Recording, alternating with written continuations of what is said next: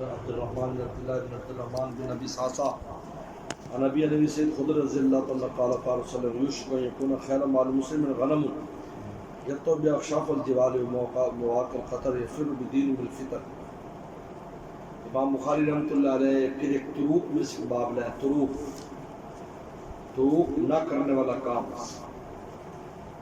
وہ کیا ہے کہ اختلاط ایک زمانہ آئے گا کہ لوگوں میں مل جل کر رہنا مناسب نہیں ہوگا، اکیلا رہنا بہتر ہوگا. فرار من الفتن، فتنوں سے فرار اختیار کرے، فتنوں کو چھوڑے، دور رہے فتنوں سے. من الدین، یہ دین میں سے ہے، دین کا حصہ ہے. من تبعیضیہ، امام بخاری کہتے ہیں فتنوں سے فرار یہ دین کا حصہ ہے. اور فتنوں سے فرار جو بقدر دین ہوگا، بقدر ایمان ہوگا. جتنا ایمان مضبوط ہوگا اتنا فتنوں سے دور ہوگا، اور جتنا کمزور ہوگا فتنوں میں پڑے. فتنوں سے مراد گناہ بھی ہیں، عقائد کے فتنے ہیں، اعمال کے فتنے ہیں، بے شمار فتنے ہیں. اس زمانے میں بہت فتنے ہیں. من الدین، جو کہ امام بخاری کا جو دین ہے یہ ایمان کا مترادف ہے. معلوم ہوا کہ ایمان مرکب ہے. ان میں سے ایک یہ ہے کہ فرار اختیار کرنا، یہ بھی دین کا ایک جز اور حصہ ہے.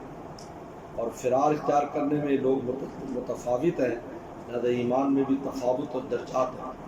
امام بخاری مذہب فرار من الفتن، فتنوں سے فرار اختیار کرنا. فرار کی 3 قسمیں ہیں. دار الکفر سے دار الاسلام کی طرف آج فرار اختیار کرنا، یہ اس کو ہجرت کرتے ہیں. دار الکفر سے دار الاسلام میں آ جانا، جیسے صحابہ اکرام نے ہجرت کی تھی، اور قیامت تک ایسی ہوتی رہے گی ہجرت.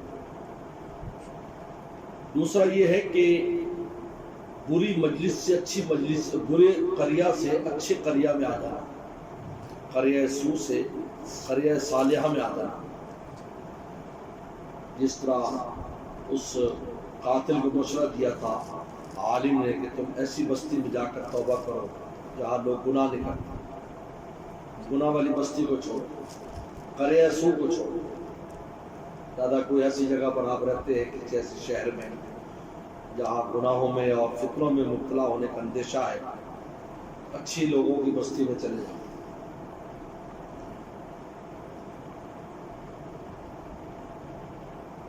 اور تیسرا یہ ہے مجلس سے سو سے مجلس سے خیر میں آنا. برے لوگوں میں بیٹھا ہے، وہاں سے نکل کر اچھے لوگوں میں آ جائے. یا جس زمانے کی سب سے اہم ضرورت ہے انسان اچھے لوگوں کی مجلس میں ہے. مجلس سے سو چھوڑ دے، ایسے دوستوں کو چھوڑ دے جو گناہ کی باتیں کرتے ہیں اور گناہ میں اور غفلت دل پر تاری کے بجائے ایسی جگہ پر آ جائے جہاں خیر کی بات ہے. قرآن کے فلا تقعد بعد الذکر القوم الظالمین، جب آپ کو تذکیر ہو جائے اٹھ جاؤ وہاں سے. سب باتیں ہوتی رہتی تھی، غور نہیں کرتے. غور کرتا ہے یار یہ کس موضوع کو چھیڑ دیا انہوں نے. فلا تقعد بعد الذکر مع القوم، اب نہ بیٹھو، اٹھ جاؤ وہاں سے. تمہارا اٹھنے میں 2 فائدے ہیں. ان کو تنبیہ ہوگی یار ہم نے جو اس موضوع پر بات کی اس وجہ سے ایسے ہو، اور دوسرا تم فتنے سے بچ جاؤ گے، بری بات سننے سے بچ جاؤ گے. کیونکہ بری بات سنتے سنتے اس کی برائی ختم ہو جاتی ہے، یاد رکھو. اور یہی شیطان کو مطلوب ہے کہ شے کی برائی ختم کر دیا. آج گناہ عام کر دیا. میں نے پہلے زمانے میں تصویر لینا ایک ایسے تھا جیسے پہاڑ سے کوئی چیز لانا. کیمرہ خریدو جی، یہ کرو جی، یہ تصویر دو، مشہور تو کیمرہ لے لی ہوئی. اور آج سب کے جیب میں کیمرہ پڑا ہوا، ٹکا ٹک ٹکا ٹک چل رہا ہے. عجیب بات ہے. اللہ معاف فرمائے، برائی ختم کر تصویر بات. اور ایک چوتھا فرار بھی ہے جو بندے نے ذکر کیا ہے. وہ چوتھا فرار یہ ہے کہ برے خیالات سے اچھے خیالات کی طرف آنا. آج اس کی بڑی ضرورت ہے. آپ کے دل میں برے خیال آ رہے ہیں، اچھی باتیں سوچنا شروع کرو. اللہ رسول کا تصور کر لو، خانہ کعبہ کا تصور کر لو، ادھر آ جاؤ. کسی کو خواجہ مجذوب صاحب نے کہا کہ طبیعت کے رو زور پر ہو تو رک. طبیعت کے رو نے شہبت چڑھی ہوئی دماغ پر، رک. वगरना ये सर से गुजर जाएगा। हटा ले ख्याल जरा देर को, चढ़ी है ये नदी उतर जाएगी। अच्छी बात सोच लो, दर्द सोच लो, दर्द में बैठे हैं, सबक हो रहा है, नेक लोगों का ख्याल ले आओ। हज़रत थानवी फरमाते हैं नेक आदमी ख्याल से भी नूर आ जाता है इंसान। खाना काबा का ख्याल ले आओ, ये भी फिरार है। ये सारी फिरार की किस्में हतबू सईद खुद ही फरमाते हैं वसल्लम क़ाल यूशिकु अन यकून खैर माल मुस्लिम, करीब है वो ज़माना कि मुसलमान का बेहतरीन माल क्या होगा? गनमुन, बकरियां माल होगा। यत्तबिया शाफल जिबाल, जिनके पीछे फिरेगा वो पहाड़ों की चोटियों पर, व मवाक़िल क़तर, और बारिश की जगहों पर, यानी मुराद वादी, यानी वहाँ रहेगा, जंगल में चला जाएगा, इख्तलाफ ख़त्म कर देगा। क्यों गया है? यफिर्रु बिदीन मिल फितन, दीन को लेकर फिरता है फितनों से। ये बात सबबिया भी हो सकता है, बात मुसाहिबत भी, या अपना दीन बचाने को, दीन को बचाए बचाए फिरता है, या सबबिया दीन की वजह से फिरता है, उसका दीन मजबूर कर रहा है, निकलो जंगल में चले जाओ, छोड़ो आबादियों को, छोड़ो। बात सुना? गनम उनसे मुराद बकरियां नहीं है, हल्की फुल्की मैशत के असबाब, हल्की जो इधर से उधर मुंतकिल, बकरी ऐसे जहाँ आसानी से यहाँ ले जाओ वहाँ ले जाओ, ज़्यादा बकरियों वाले इधर ले जाते उधर ले जाते।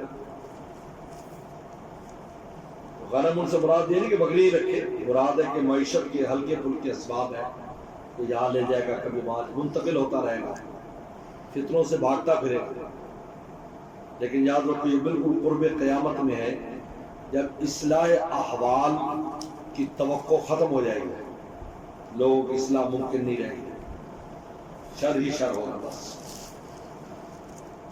ये उस वक़्त का बयान है, उस वक़्त इंसान को खलवत गज़ीनी और खलवत नशीनी मुतय्यन है, बस, और कोई हल नहीं, आपका कोई हल नहीं, बस अब आप खलवत में रहो।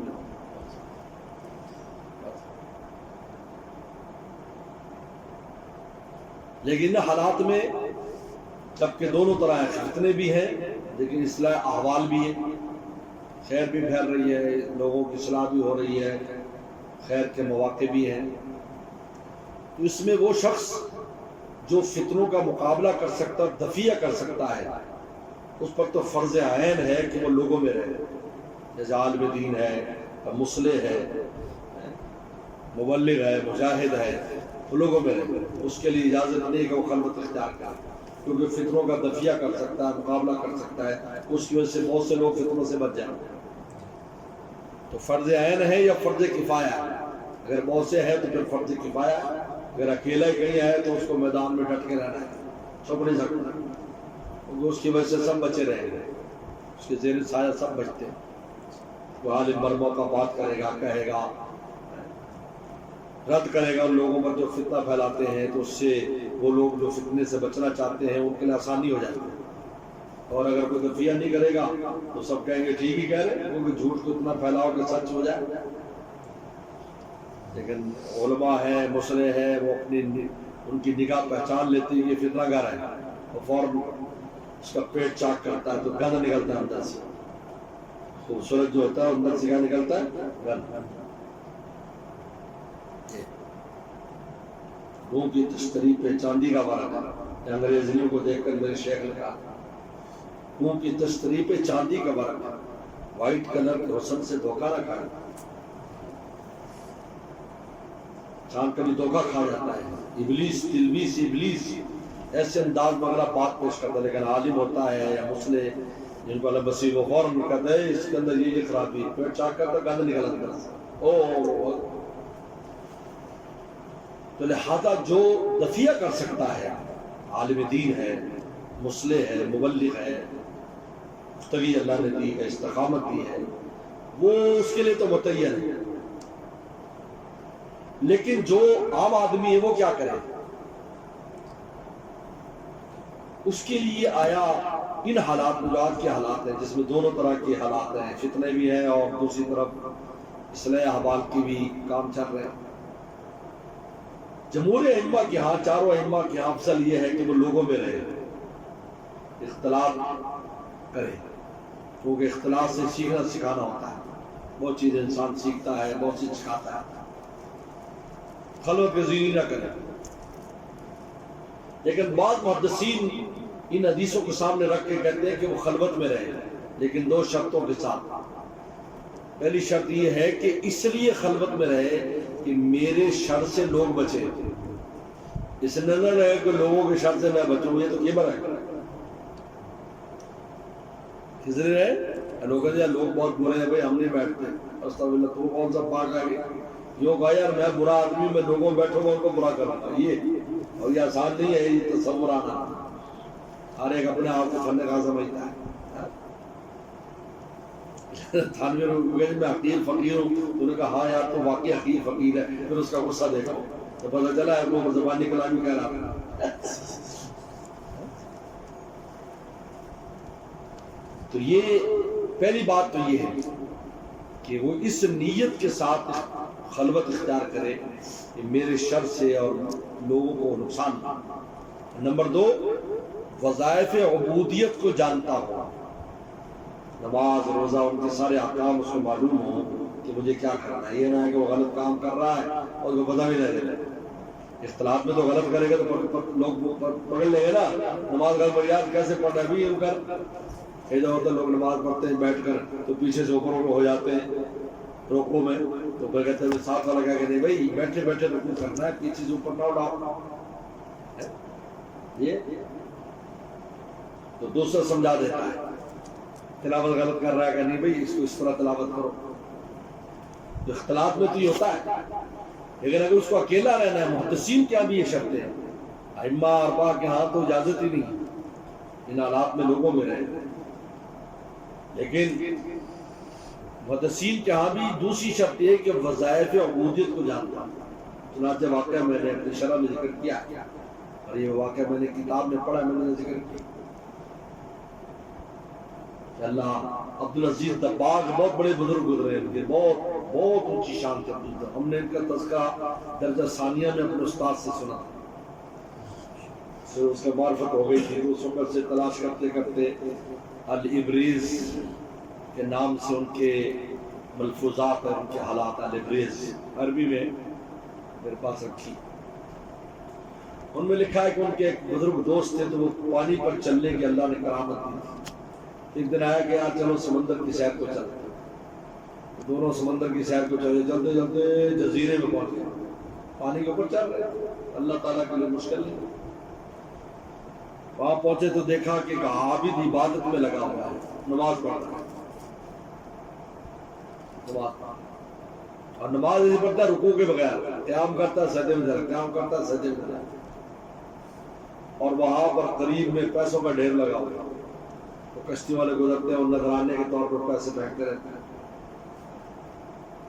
اور وہ اپنا یہ بیٹھے رہے، جب نماز پڑھ لی سلام دعا پتہ چلا مسلمان ہے۔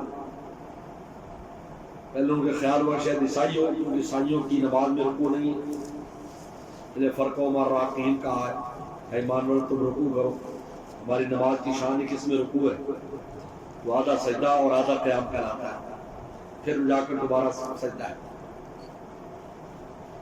انہوں نے کہا مسلمان تم فلاں جگہ گئے وغیرہ، انہوں نے کہا آپ کی نماز ٹھیک نہیں، آپ رکوع کیا کریے، کیسے پڑھ رہے ہو؟ کہتے میں کافی عرصے سے یہ خلوت میں رہتا ہوں، بس جنگلی پھل ول کھا لیتا ہوں اور اچھا شور پانی پی لیتا ہوں بس۔ تو غصے ہو گیا، لڑ پڑا کہ تم زیادہ مجھے دین سکھانے ہو، مجھے زیادہ پتہ ہے، میں اتنے عرصے سے اللہ اللہ کر رہا ہوں، مجھے کسی نے نہیں روکا، تو فرشتہ آگے تھوڑی روکے گا۔ یہ ایسی جیسے ایک جج تھا، مسئلہ سن رہا تھا، مولوی صاحب مسئلہ بیان کر دے طالب علموں کو کہ روڑی پر نماز نہیں ہوتی،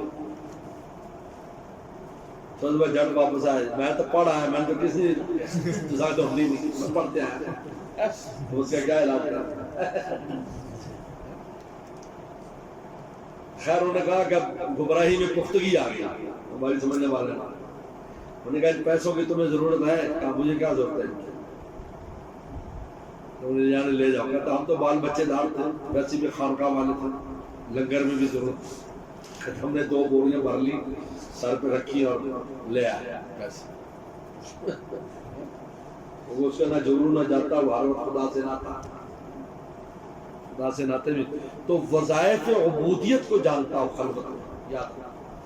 لیکن افضل یہ ہے کہ ملتے جلتے رہیں. یاد رکھنا اپنی جنس سے ملنا چاہیے. آپ عالم ہو علماء سے پر بیٹھ ملا کرو. ہمارے شیخ میں ہم بہت کرتے ہیں اپنے علماء سے ساتھیوں سے ملتے رہا کرو. ایسا نہ ہو کہ بھئی اکیلے رہ کر اور چار مرید اور حق کی نشانی حق کی دلیل کے نعرے لگا تم سے جو کامل مکمل ہو گئے. بہت سی چیزیں ہوتی ہیں جن کی ان کو آپ سے ضرورت ہے اور آپ کو ان کی ضرورت ہے. ہمارے شیخ نے بہت کیا، یعنی کہ اللہ کا شکر ہے ہم فوراً اس چیز کو فوراً لے لیتے ہیں. اس میں بالکل بات نہیں کرتے، چھوٹے سے بھی لے لیتے ہیں. وہ اچھی بات ہو تو اس سے لے لیتے ہیں. ہاں بھائی ٹھیک ہے بھائی آپ کو جو ہمیں بتا دو یار یہ کیسے کرتے ہیں. بہت سی چیزیں سیکھنے والی ہوتی ہیں، ان کو سیکھا ہوا ہے. یار ہمیں بتاؤ بھی کیسے یہ ہمیں بھی سکھا دو. ایک دوست کو ایک عالم تو عقد انامل آتا تھا، فوراً کہا یار ہمیں نہیں آتا ہے، ہمیں سکھاؤ بھائی کیسے عقد انامل. ہم نے دیکھا کہ میں شیخ ہوں، میں ٹھیک ہے ایک چیز نہیں آتی تو سیکھو بھائی. امام بخاری نے کہا کہ آدمی برابر وال سے سیکھے، اوپر وال سے سیکھے، نیچے وال سے سیکھے، پھر جا کر علم میں پختگی اور کمال پیدا ہوتا ہے. اللہ نے کر دیا ہوگا لیکن ایک فن سیکھا ہوگا. امام راضی رحمۃ اللہ علیہ کتنی بڑی ان کی تفسیر ہے. سفید رنگ کی تفسیر رکھی، تفسیر کبیر. 120 سال کی عمر میں اپنے شاگرد کے پاس فن عروض سیکھنے گئے تھے. فن عروض یہ جو شعر و شاعری کا فن ہے، یہ وزن کا فن کہ یہ وزن صحیح ہے یا نہیں شعر کا، اس کو فن عروض کہتے ہیں. سب سے مشکل فن ہے. میں بھی کچھ نہ کچھ جانتا ہوں اس کو، بڑی محنت سے اس کو سیکھا. انہیں پتہ چلا بڑے ماہر ہیں. تو امام راضی کو یہ اتنا اچھا نہیں آتا تھا تو اس کے پاس گئے. 120 سال کی عمر اور لوگ لے کر گئے شاگرد اور گھوڑے پر بٹھا کر حضرت کو بڑے اعزاز اکرام. وہاں گئے تو حضرت جی کا شاگرد تھا جس نے حضرت سے پڑھا تھا، لیکن اس فن میں الگ سے اس نے سیکھا. انہوں نے کہا حضرت مجھے بلا لیتے میں وہیں آ جاتا. کہا کہ نہیں یہ علم کے ادب کے خلاف تھا. پھر کہا تم کیسے پڑھاتے ہو؟ کہا جی میں ممبر پر بیٹھتا ہوں، شاگرد نیچے. کہا ممبر پر بیٹھو، خود نیچے بیٹھے. حضرت تو بہت بڑے آدمی تھے، 10 منٹ میں ساری باتیں ہو گئی. جو خاص خاص چیزیں لینی تھی لیکن ان کا واقعہ لکھا ہے یہ علم سے کبھی مستغنی نہ ہو انسان. اس لیے اختلاط جو ہے ائمہ اربعہ کے ہاں اختلاط افضل ہے خلوت سے. یہ بات یاد رکھو، اس موضوع کو سمجھو. اس بات محدثین کے ہاں خلوت افضل ہے، لیکن ان کے ہاں بھی 2 شرائط ہیں کہ اپنے کو برا سمجھ کر الگ ہو کہ میری برائی لوگوں کو نہ لگے، اور دوسرا وظائف عبودیت سے واقف ہو. اکیلا تو رہتا ہے لیکن نماز کیسے پڑھنی ہے، روزہ کیسے رکھنا ہے، اکیلا عبادت تو کرے گا تو قرآن مجید اس کو اچھی طرح آتا ہو، ذکر اذکار جانتا، ساری چیزیں اس کو آتی. اگر وظائف سے واقف نہیں لوگوں میں رہ جائے گا تاکہ سیکھتا سکھاتا. تو بہرحال یہ جو یہاں پر اس حدیث میں جو ذکر ہے یہ بالکل آخری زمانے کا ذکر ہے، جس وقت اصلاح احوال کی توقع ختم ہو جائے گی. لیکن آج کا زمانہ مراد نہیں، کیونکہ آج تو پھر ایک زمانہ آئے گا جس میں دین پھر عام ہو جائے گا. وہ کچا گھر کا پکا گھر ایسا نہیں رہے گا جس میں میرا دین داخل نہیں ہوگا. وہ آنے والا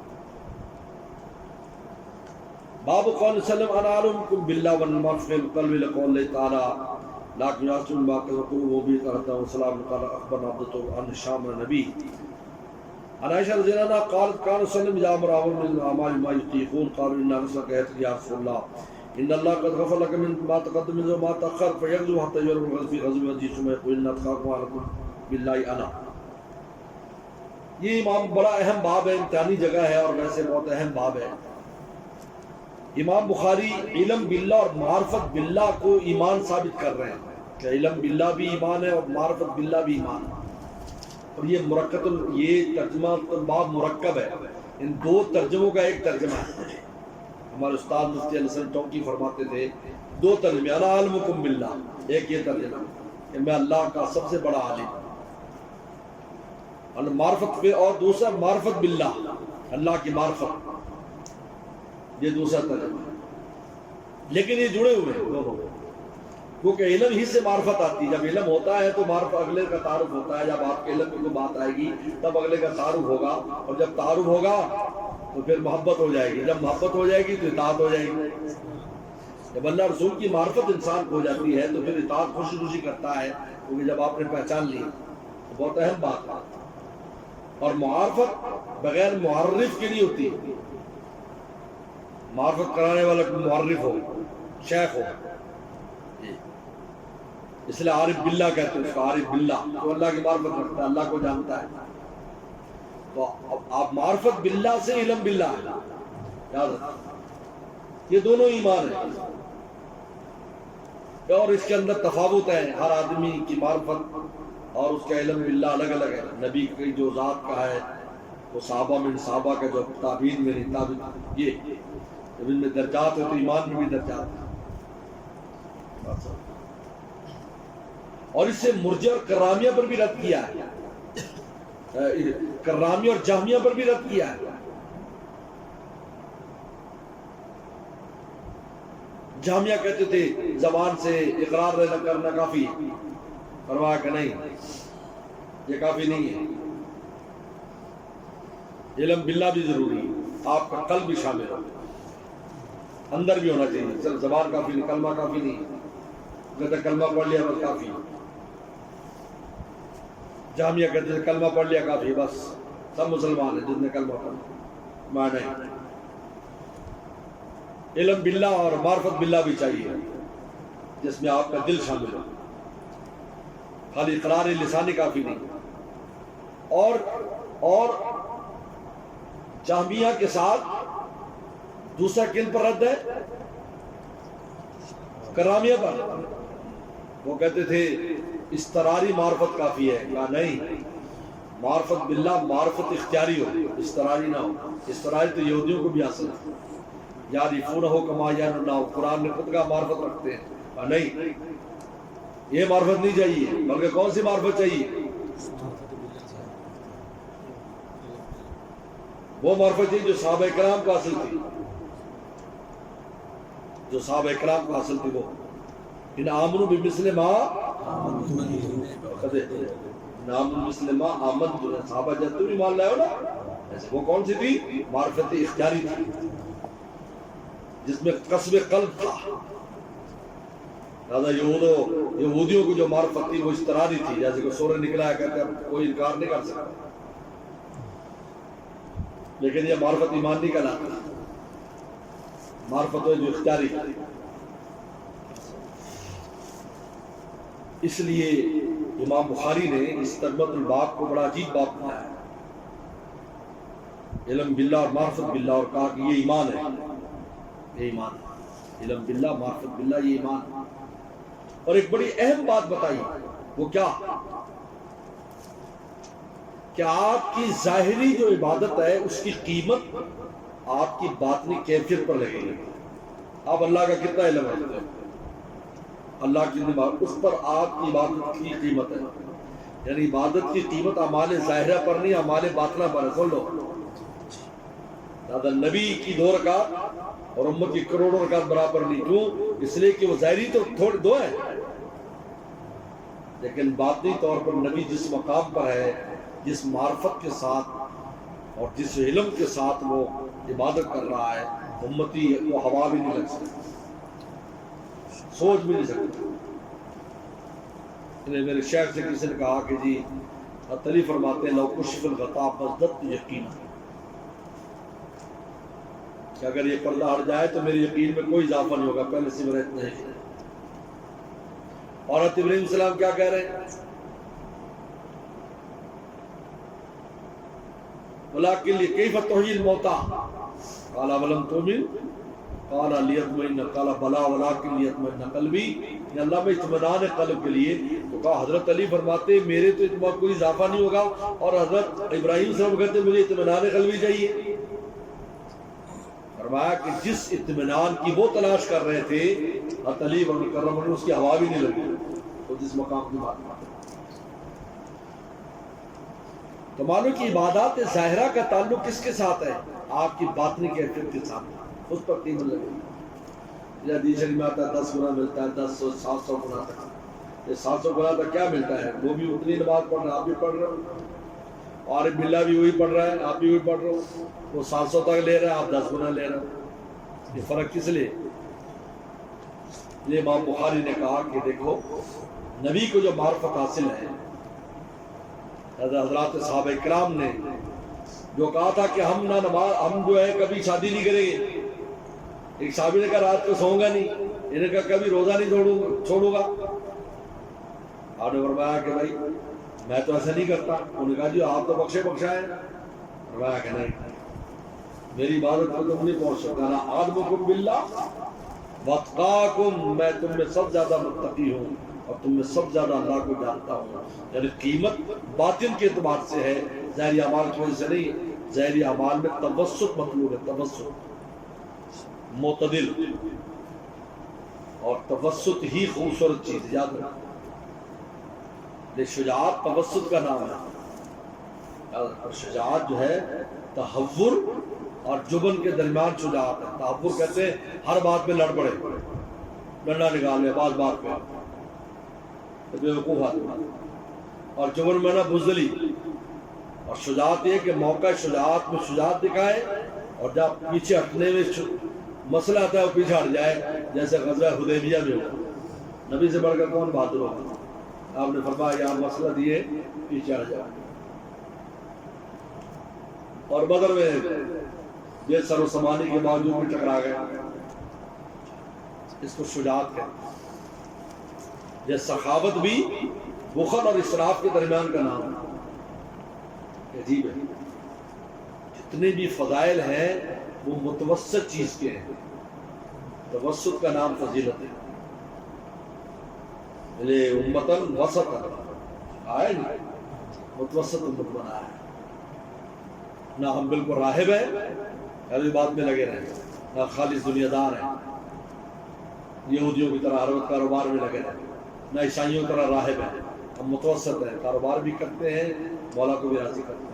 یہ امتن وسط لتکونوا شہداء، سمجھو کتنے قیمتی باتیں. امت وسط کا ترجمہ ہی تو نہیں ہے. درمیانی امت کی مطلب ہے آیت آخر کے درمیان کی میں ہو گئے. اوصاف کے اعتبار سے، فضائل کے اعتبار سے، صلاحیتوں کے اعتبار سے، سمجھا بے شمار باتیں اس سے نکال. تو اس لیے پیغمبر فرمایا کہ توسط اختیار کرتا ہوں. دیکھو کہ میں جاگتا بھی رات کو سوتا بھی ہوں، میری شادی بھی ہے، بچے بھی ہیں میرے، میں روزہ رکھتا ہوں، کبھی نہیں بھی رکھتا. فرمایا وہ کرو جو ہمیشہ کر سکو، جس کی تمہیں یہ نہ کہ 4 دن کے بعد چھوڑنا پڑے گا. تو یہ 4 بڑی اہم باتیں یہاں سے میں معلوم ہوئی اس مترمت الباب سے کہ علم باللہ، معرفت باللہ ایمان ہے، اور اس کی معرفت اس میں لوگوں کے تفاوت ہے، تو زیادہ ایمان میں بھی تفاوت. کرامیہ پر بھی رد ہو گیا اور جامعہ پر بھی رد ہو گیا. اور اعمال ظاہرہ کی قیمت باطنی معرفت پر لگتی ہے. آپ کے باطنی معرفت کتنی ہے؟ فرمانا عالمکم باللہ، میں تم میں سب سے بڑا اللہ کا عالم ہوں. ورنہ معرفت فعل قلب، اور معرفت دل کا فعل ہے. جس طرح اعضاء فعل کرتے دل بھی فعل کرتا ہے. دلیل کیا ہے؟ وَلَٰكِنْ يَأْخُذُ مَا كَسَبَتْ قُلُوبُكُمْ، کہ جو تمہارے دل نے کمایا ہے اس پر کفارہ آئے گا، اس پر جرم ہوگا. کسبت قلوبکم، یہ یمین کے بارے میں آیا تو قسم کے بارے میں، لیکن ایمان میں لائے کہ دل بھی قسم کرتا ہے جس طرح ہاتھ پاؤں قسم کرتے ہیں. معلوم کہ اختیاری چیز چاہیے، ایمانیات میں دل کا اختیار چاہیے، استقرار نہیں. کسبت قلوب، کسب کی نسبت قلب کی طرف، قلوب بس بات. اور یہ آیت لانے کی وجہ یہی ہے، کسبت قلوب. امام بخاری بتاتے ہیں دل بھی ایسے کسب کرتا ہے، کام کرتا ہے، فعل کرتا ہے جیسے ہاتھ پا سکتے ہیں. اور دوسرا زید بن اسلم رضی اللہ تعالیٰ عنہ سے کسی نے پوچھا تھا اس آیت کے بارے میں، اس کی تفسیر کرو. اگر کوئی آدمی یہ قسم کھائے کہ اگر میں یہ کام کروں انا کافر، میں کافر ہوں، تو فرمایا اگر دل کی نیت کے ساتھ یہ بات کی تو واقعی کافر ہو جائے گا. اور اگر ویسے کہا اگلے کو تو اگر میں کافر مرا تو مرا تو دل میں کوئی بات نہیں تو پھر کچھ نہیں. اگر دل کی قصب ہے تو پھر وہ واقعی کافر ہو جائے گا. تو امام زید بن اسلم نے جو مثال دی وہ ایمانیات کی دی ہے، اس لیے امام بخاری آپ کو اس تفسیر کو سامنے رکھ کر لائے کہ دیکھو دل کے قصب کا اتنا دخل ہے کہ اگر وہ قسم میں کفر کی نیت کر لے باقی تو کافر ہو جاتا ہے، چاہے وہ کام معمولی ہو. کے بعد عائشہ صدیقہ کی روایت ہے، یہ وہی روایت ہے کہ جبریل السلام آئے تھے کہ آپ کے صحابہ قسمیں کھا رہے ہیں، میں قسم کھاتا ہوں رات کو نہیں سوؤں گا، قسم کھاتا ہوں شادی نہیں کروں گا، قسم کھاتا ہوں روزے نہیں کبھی چھوڑوں گا. تو آپ نے فرمایا قال کانسر بزامر عمر من الاعمال ما یطیقون، کہا کہ رسول صلی اللہ علیہ وسلم صحابہ کو حکم دیتے تھے اعمال کا وہ بما یطیقون جس کی طاقت ہوتی تھی ان میں. قالوا الا نصر کہہ دیا رسول اللہ، کہا کہ ہم تو آپ کی طرح نہیں ہیں، آپ تو بخشے بخشا ہیں. قد غفر لك ما تقدم من ذنبك وما تأخر، آپ کے اگلے پچھلے گناہ معاف ہیں. ہمارا کیا بنے گا؟ فَيَغْضَبُوا، رسول اللہ غصے ہو گئے. حَتَّى يُغْضَبُ فِي وَجْهِهِ، یہاں تک کہ غصہ آپ کے چہرے سے چھلکنے لگا. قال ان اتقوا ربكم بالله انا، تم میں سب سے متقی اور سب سے اللہ کو جاننے والا میں ہوں. جب میں سب زیادہ جاننے والا ہوں تو مجھے سب زیادہ عبادت کرنی چاہیے، تو میں متوسط عبادت کرتا ہوں. اتقاکم یہ قدرت عملیہ ہے نبی کی، اور عالمکم قدرت علمیہ. نبی قدرت عملیہ اور علمیہ میں امت سے آگے ہوتا ہے، عملیہ میں بھی اور علمیہ میں. پہلے فرشتوں نے کہا تھا نحن نقدس بحمدک ونقدس، نحن نسبح بحمدک ونقدس لک، اپنی قدرت عملیہ کا ذکر کیا. اللہ فرمایا نہیں، خلیفہ میں دونوں چاہیے، تم میں ایک ہے. علم آدم اسماء اللہ، چل آدم سنانا، فر کر کے سارے نام سنا. فرشتوں تو سو اللہ بھی ہمیں تو یہ جو آپ نے سکھائی بات ہمیں تو ہمیں دینی آئی کیا ہو رہا ہے. بیوی کا ذکر کر رہے ہیں، ہانڈی کا ذکر کر رہے ہیں، روٹی کا ذکر کر رہے ہیں. ہمیں کیا پتہ ہے روٹی کا؟ آدم کا تو پیٹ لگا ہوا تھا، روٹی بھی پہچانتا، بوٹی بھی پہچانتا، موٹی بھی پہچانتا، ساری پہچانتا. تو نبی قدرت انا عالم انا اتقاکم، یہ کون سی قدرت ہے؟ قدرت عملیہ. عالمکم قدرت دونوں میں تم سے آگے. پھر میرے اعمال کو تم کیسے کم سمجھتے ہو؟ باقی یہ جو آیت ہے قضا والما تقدم ما تاخر، اس سے ذم سے مراد گناہ نہیں ہے. افضل کو ترک کر کے فاضل پر عمل کرنا. نبی جب افضل کو چھوڑ کر فاضل پر عمل، اللہ ناراض ہو جاتے ہیں کیونکہ ہر ایک کی کوتاہیاں اس کے مطابق ہوتی ہیں. اس لیے کار پاکارہ احتیاط سے خود بگی. نیک لوگوں کی کوتاہی کو اپنے کوتاہی پر قیاس نہ کرو. اگرچہ یکساں در نوشتن شیر و شین، اگرچہ شیر اور شین لکھنے میں ایک ہے لیکن اصل میں فرق ہے. شیر اور ہے، شین اور ہے. اور اللہ نے کہا کہ آدم علیہ السلام نے گناہ کیا، کہا کہ اپنے پر قیاس نہ کرو. تو ذم سے مراد خلاف اولا، خلاف افضل. لیکن ہر نبی کے معاف ہے، لیکن آپ کے لیے یہ اعلان کروایا اس لیے کہ آپ کو شفاعت کبریٰ کا مقام حاصل ہونا قیامت کے دن. تو ہر نبی اپنے اس خلاف اولا پر عمل کی وجہ سے ڈرے گا کہ نفسی نفسی. آدم علیہ السلام سے لے کے عیسیٰ علیہ السلام نفسی نفسی. لیکن آپ علیہ السلام کا چونکہ دنیا میں اعلان ہو چکا ہے تو آپ آگے جا کر سفارش فرمائیں گے تو شفاعت کبریٰ کا مقام آپ کو حاصل ہوگا. مقام محمود جس کو کہتے ہیں، جس کے مجھے آپ کو ہر اذان کے بعد دعا مانگنے کو کہا. ان کو مقام محمود عطا کیجیے. ان کو تو ملنے ہی ہے لیکن ہماری دعا کرنے سے ہمیں اجر و ثواب ملتا ہے، ہمیں شفاعت رسول اللہ کی ملے گی. تو یہ یہاں دو وجہ سمجھے. ذم سے مراد خلاف اولا، خلاف افضل. اور اعلان کیوں کرایا؟ تاکہ شفاعت کبریٰ اس سفارش میں آپ کو کوئی چیز آڑ نہ آئے. آگے تو اعلان ہو چکا ہے میرا تو پہلے سے، اور نبیوں کو معافی ہے لیکن اعلان نہیں ہے. لیکن نفسی نفسی. اور نبی کہا کہ نبی میں تو اپنے غم میں پڑا ہوا، میں تجھے کیا کروں؟ جاؤ عید نوح، عید ابراہیم، عید موسیٰ، عید عیسیٰ. فرمایا عید محمد. آپ اللہ کے دربار میں آئیں گے اور سجدے جائیں گے. فرمایا ارفع ارفع، سر اٹھائیے. اس سال کیا سوال کیا؟ تو شفا، آپ کی شفاعت قبول کی جائے، آپ کی بات مانی جائے. تو بہرحال بہت اہم بات ہے. چلو